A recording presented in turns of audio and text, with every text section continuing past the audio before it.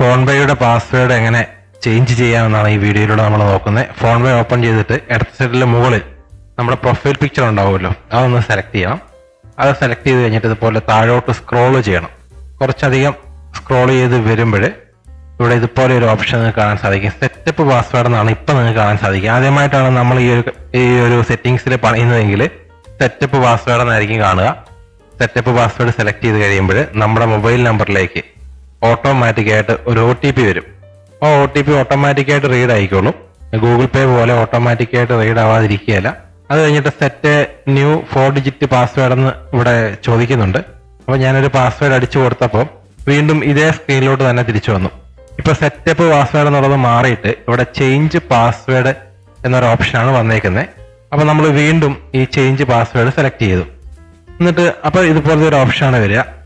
അപ്പൊ ഇവിടെ നമ്മുടെ പഴയ പാസ്വേഡ് അടിച്ചു കൊടുക്കണം.